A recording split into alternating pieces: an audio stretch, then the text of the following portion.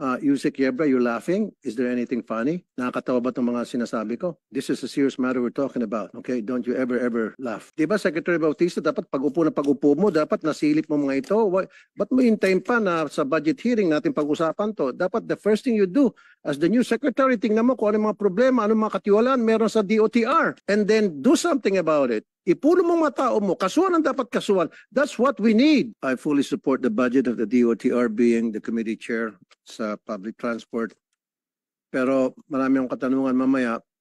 And I found out, nung ako po ay naging chairman, ang daming katiwalian sa DOTR at natutulog po sa pansitan sa kangkungan ang mga namumuno ngayon sa DOTR. At alam nila maraming katiwalian and yet nobody's doing anything. Nag-antay na para pumuti ang uwak bago magsampa ng kaso. Yusek Yebra, you're laughing. Is there anything funny? Nakakatawa ba itong mga sinasabi ko? Don't do that. This is a serious matter we're talking about. Okay? Don't you ever laugh pag nag-uusap tayo rito. Be attentive dun sa mga sasabihin ng mga senadors. Ang dami mga katiwaliang nangyayari. And during the last hearing sa public services, sinabihan ko yung mga concerned agencies na magsampa ng kaso. Like sa DOTR, sampahan ng kaso yung dating secretary ng DOTR, Secretary Abaya. Sisingilin ko kayo ngayon kung nasampa nyo na sa LTO, yung dating mga pasimuno, yung dating ASIC ng LTO na involved sa questionabling, maanumalyang pag-purchase ng breathalyzer, nasampa na ba? Meron naman ako nakita itong Land Transportation Management System, price contract price, 3.9 billion pesos.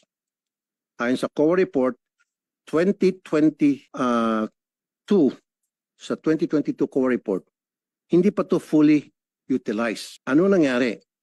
Bayad na tayo ng 2.3 billion pesos noong 2022. 2015, ginawa yung kontrata if I'm not mistaken. Bakit hanggang ngayon? Ito supposed to be na para maging online, electronic na maiwasan natin mga fixer yung gagawin transaction sa LTO. 3.19 billion pesos. Hanggang ngayon, hindi pa gumagana. Bayad na, hindi pa gumagana. Dapat noong 2022 pa lang, gumagana na to. Itong mga plates, 808 million pesos. 1,797 pairs.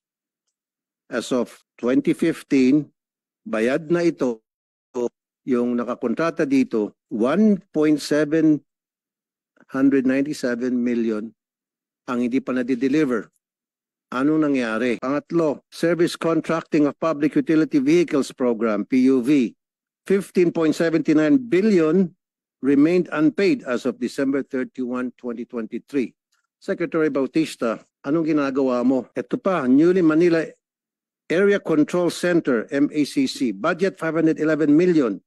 Never utilized since 2009. Meant to replace Eurocrat 200 Air Control Center of CAAP. Anong nangyari? Diba, Secretary Bautista, dapat pag-upo na pag-upo mo, dapat nasilip mo mga ito. Ba't mo hintayin pa na sa budget hearing natin pag-usapan to? Dapat the first thing you do as the new secretary, tingnan mo kung ano mga problema, ano mga katiwalaan meron sa DOTR. And then do something about it. Ipuno mo mga tao mo, kasuhan ang dapat kasuhan. That's what we need. Mamaya, Mr. Chair, marami pa akong tanong. Maraming salamat. Dito na malapit, oh. Yan sa may bandang Sofitel.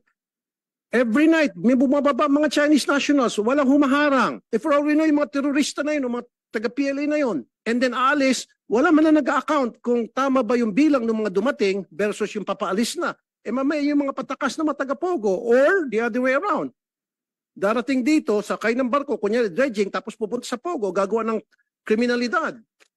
And then pauwi, pupunta na lang doon sa dredging vessels. Wala kang ginagawang checking. Bantayan nyo dapat yan. Di ba nakikita, hindi lang dito, sa Zambales, marami mga dredging vessels, labas-masok ng bansa natin, unchecked. Walang ginagawang accounting, di ba? Kung ilan. Di ba dapat trabaho nyo yun? Dapat maglagay kayo ng meron kayong yung K9 para amuyin sa mga engine na nagsisingit yung nagtatago para to make sure yung bilang ng crew dumating, the same bilang pag umalis. At hindi pwedeng bumaba ng barko ng basta-basta. Dapat may nakabantay na Coast Guard. Wala eh. Diba? Nako-compromise yung ating national security because of kapabayaan ninyo. Yusek Yebra, kanina ka pang umiting-ngiti. Mamaya, maalis yung ngiti mo. Dahil napag-alaman ko, yung inescorta nyo na nahuli sa bus lane, yung tatay noon, kasamahan nyo. Now, don't make this a laughing matter. Okay? Kanina ka pa nakangisi. Mamaya, papasite kita in contempt. Don't you ever do that. Sige, mamaya, bubulgar ko. Yung inyong inescortan sa bus lane, papunta sa kanyang kondo na dapat tinanggalan nyo ng lisensya at kinulong nyo, sinamahan nyo sa kondo dahil yung tatay niya kasamahan nyo. Sige, ngumisi ka pa. Just like to remind everybody to exercise, practice proper decorum as we go with.